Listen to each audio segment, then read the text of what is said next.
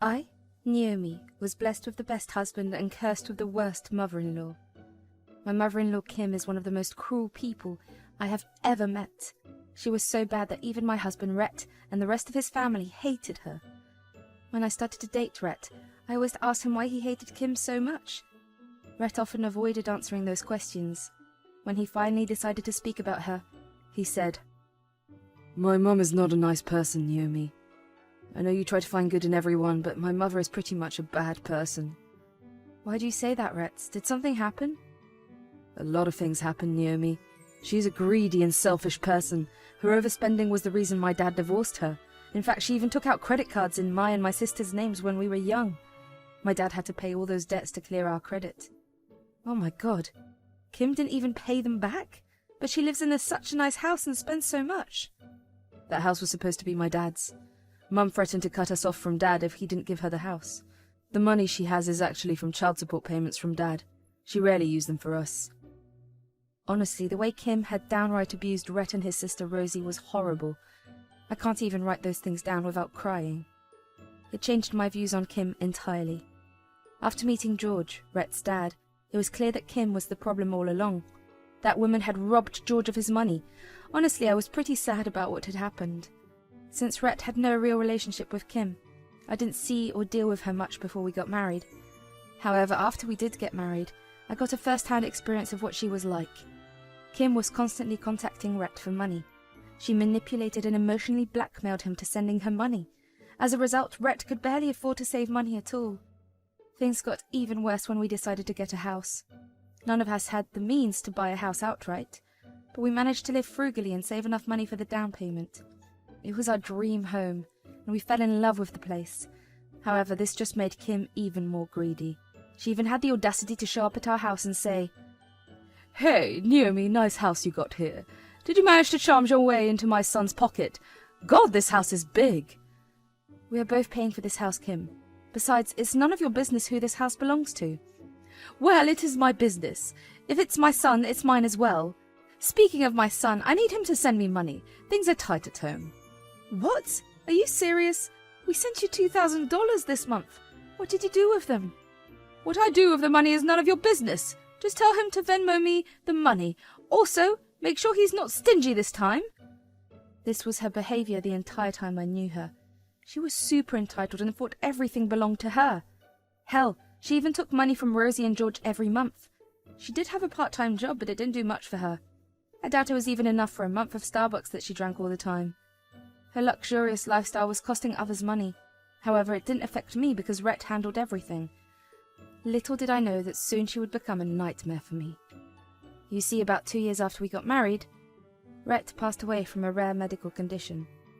It was sudden and we didn't have time to save him. I was devastated and wanted to end myself. He was the love of my life, and I couldn't imagine continuing without him. Rosie and George were my rock during this time. They managed to help me stay sane while they grieved Rhett. Honestly speaking, it drew us closer. Only Kim was the one who didn't grieve at all. All she did was shed a few tears at the funeral. She never reached out to me or even helped plan the funeral. Kim was busy making plans of her own. As soon as the funeral was over, she said, "So now that the funeral is done and dusted, let's talk about the will." "What do you mean?" "Have some shame, Kim. You lost your son and all you care about is the will."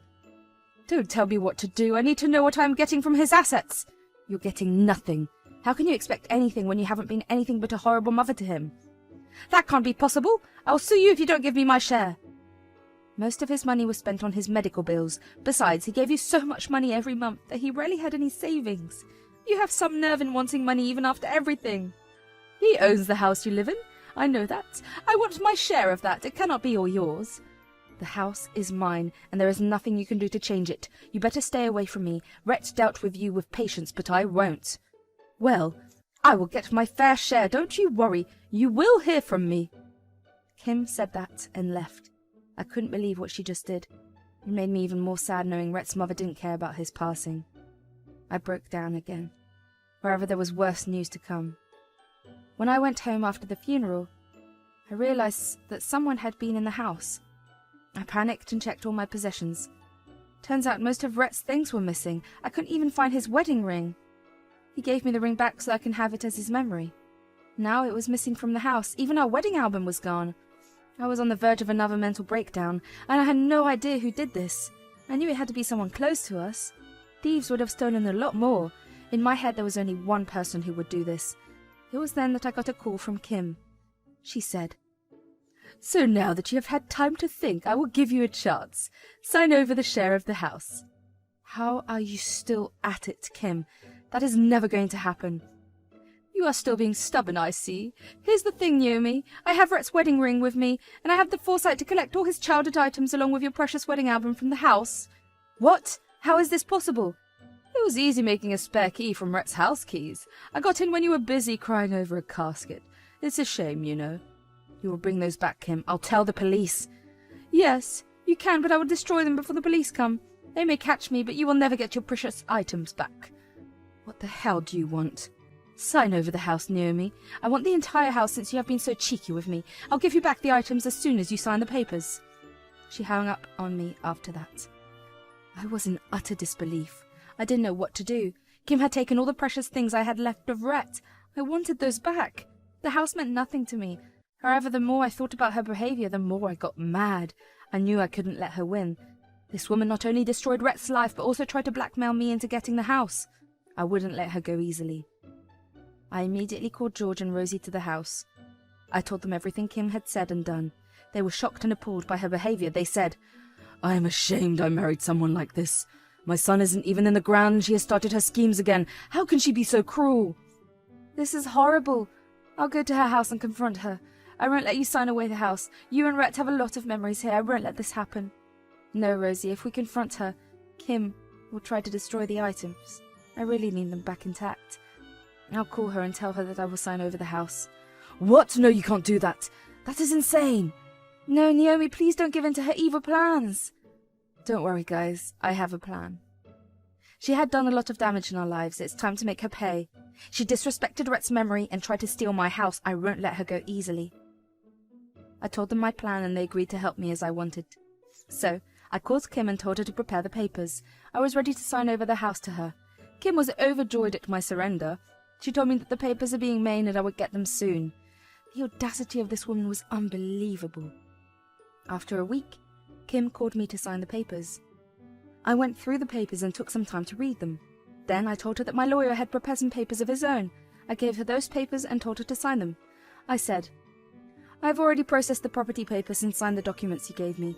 Here's the legal document that says you have accepted the gift." "Oh, do I need to sign this? I can't wait. Just tell me what to do." "You just have to sign these papers, that's all." "There, I have signed these papers and accepted your gift, so I hope you can move out of the house this month. I'll slowly start shifting there. I need to make a lot of redecorations, so make it quick." "Don't worry, Kim. You'll have exactly a month to move into your new house. There will be no problems at all."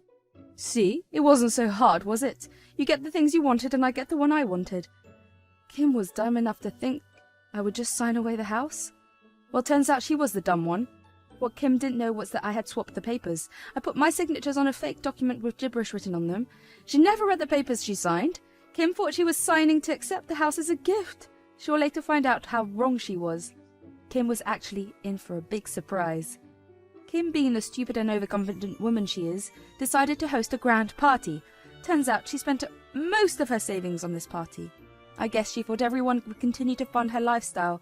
She even called me and said, "Hey, Naomi, I'm hosting a grand party this weekend. You know your little gift has just made my life, so I'm going to invite everyone to tell them the good news. I want you to be present when I tell everyone about my new house." "I'm happy for you, Kim. I must thank you for returning the items without a scratch.